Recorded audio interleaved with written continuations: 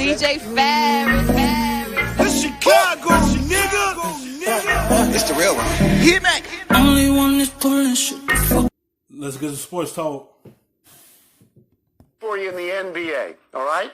Sean Marks, the general manager of the Nets, is a native New Zealander. He was asked by a New Zealand paper if Kevin Durant might return to the Nets if, they finish the season and go to the playoffs. And Marks said, let me get this quote right, that's a $110 million question. We're never going to push him to get back, but I'll tell you this. Before the pandemic, he looked like Kevin Durant, unquote. I'll ask you, Wilbon, should the Nets push Kevin Durant to come back? No.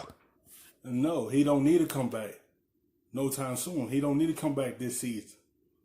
You want him to keep him out so he'll be 100% for y'all next season. You see the same thing that happened with the Warriors when they forced him to come back. It set him all the way back. Now he had to miss a whole season because he rushed himself back. Don't rush him back. Because when you tear your Achilles, it takes a year to heal, a year and a half so to heal for real. You don't want to rush him back and then have a setback, have him sit out for another year, and then wait a third year to see him. You want to make sure he's 100% for y'all this season. Don't rush him back. Just take what you get in the playoffs, and then next season you'll have Kevin Durant fully healthy. They shouldn't. They shouldn't push him to come back. And the only way I'd let him come back, he'd have to wow me in such a way, and he'd have to insist. He'd have to be at my door knocking on it, saying, put me in, coach, I'm ready to play. I wouldn't do it, Tony. The New York Nets, I know you wish they were. That's going back to your days on Long Island. Tony, the Brooklyn Nets are not going to win anything this year, even if they come back with a shortened playoff format, even if they come back 3 out of 5 all the way. They're not winning now. And so you got this big investment in Kevin Durant. Just give him till whenever they come back for real. He could go through a normal camp that's pushed 2 months later, perhaps, a season that starts in December. All these things would work in favor of him having suffered that injury. So given the risk and the possible reward, there ain't that much reward because the Nets ain't winning now. I would almost force him to wait. All right, I'm going to go the other way on this one. I'm not going to say they should push him. I'm going to say they should ask him. They've got in payroll $300 million between him and Kyrie Irving. If they start the playoffs right now, the Nets are 7th, which means I think they would play Toronto. That's why you don't rush him back. It's too much money invested into him until ask him to get, do he want to come back in the playoffs and play with the Nets? They ain't winning things right now. You want to wait till he's 100%. There's no reason to rush him back. And then you don't want to set him back. You want him on the floor. Not him sitting down watching y'all for another year because you looking like this opportunity now. We need him on the floor. No, you take what you get right now. Let him sit and watch. And he know the last time he did that, he know what happened. So he just playing it smart so he could be ready to go for the Nets the season coming up. I think if Kyrie Irving and Kevin Durant are ready to play, I think they can win the East. I don't know about Kyrie Irving. These are unhappy people. These are moody people. These are temperamental people. But if you tell me, Mike, that both of them can play, not just one, because with just one, even Durant, they're not going to win, you're right. But if both of them can play, I'm going to ask that question. If they say no, I'm going to live with it. Yes, you don't want none of them playing right now. You want them to fully healthy to be able to come back and help the Nets go deep in the playoffs. You don't want to rush them two back. Them was your big investments, your two superstars. You don't want anything bad to happen to them. You don't want them to aggravate it. You want to keep them upright for the Nets to be successful. You don't rush them back. You let them sit it out and wait. But I'm going to ask that question because if we push to August or September, That's almost like next season. I know, Tony, but he'd have to initiate it for me. Kevin Durant and his people would have to initiate it and then insist and insist and insist some more. I'm just going to say this, as much as I love Kevin Durant as a player. Tony, I don't see Kevin Durant and Kyrie Irving making the Nets a threat next season. I just don't. This injury is too hard to come back from, and Kyrie's injured all the time. It's too hard to come back from. I don't see them being a serious threat in the East, bigger than healthy Toronto. I don't know when Philly is going to get themselves together, or if they will, or because you got to see how everything going to turn out with them, because they going to be sluggish when they come back, because them injuries, and they've been sitting down watching, so they going to have to get NBA shape ready when they step back on the floor. And they get themselves ready back to going and get back into NBA form. So it's going to be a little minute before they get back into that form, because they've been sitting out this season. So it's going to take a long time for them to get back into NBA form. And you don't know how Philly is, because Ben Simmons hurt his back. And then you got Embiid that's hurt most of the time, so you don't know how they is. Then Milwaukee, you know you're going to get from them. So you don't see the Nets too much of a threat, but with them two on the floor, they can make the Nets be a big threat. Once they get back into they form, the Nets can be dangerous with those two.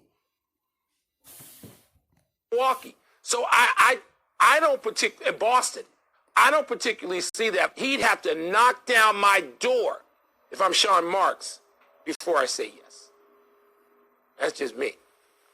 Tony, this next story comes from the moon.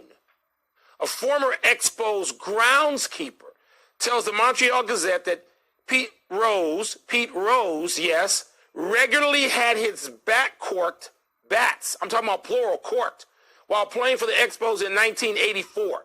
The groundskeeper quotes another Expos employee as saying Rose corked his bats for 20 years and nobody checked them because he was a singles hitter. Tone, seriously now, would you look at Pete Rose's career? They's not going to really look at that. If he's an RBI hitter, they're not going to look at that as much. Now, if he was out there hitting back-to-back home runs, then they would take a look into it. When he's just an RBI hitter, they really won't go look at too much as that. They only take serious threat when you hitting too many home runs. That's when they start checking. Like, it's got to be something with his bat. Now, and he was hitting that many home runs, but when you just constantly hitting singles, they not going to really pay attention to it as much. They should, but it's just he wasn't hitting home runs to make them be suspicious.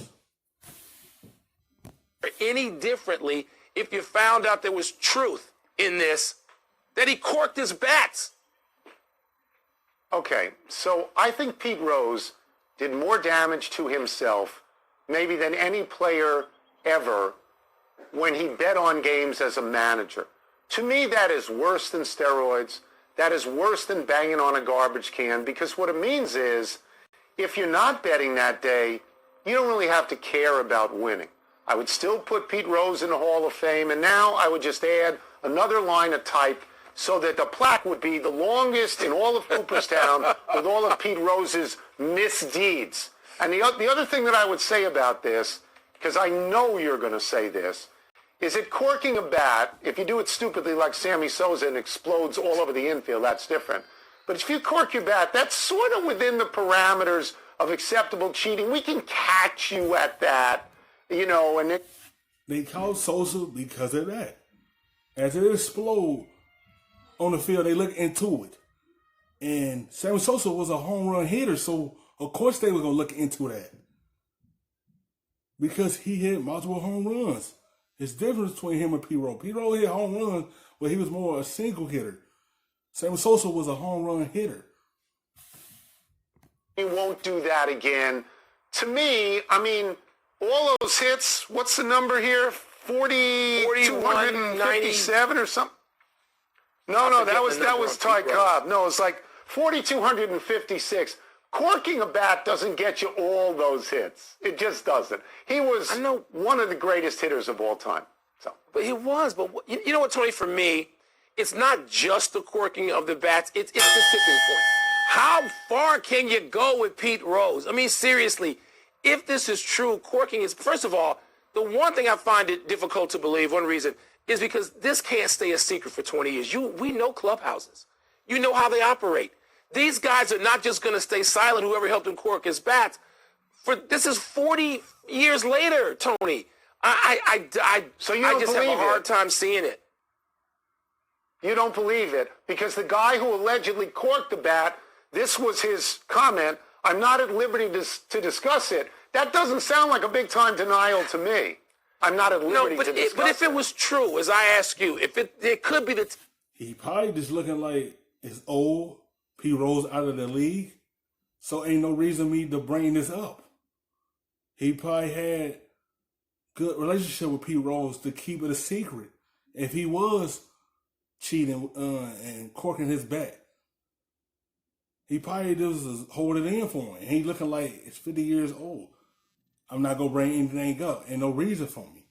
Pete Rose is out of the league now. He probably was just helping him out so he could continue hitting well. No one know this is somebody that's word of mouth. And that's it. And there ain't no reason for him to bring it up. That's how he probably looking at it. Yeah, he's going to, of course, he's going to try to deny it. He's not going to tell him his good friend.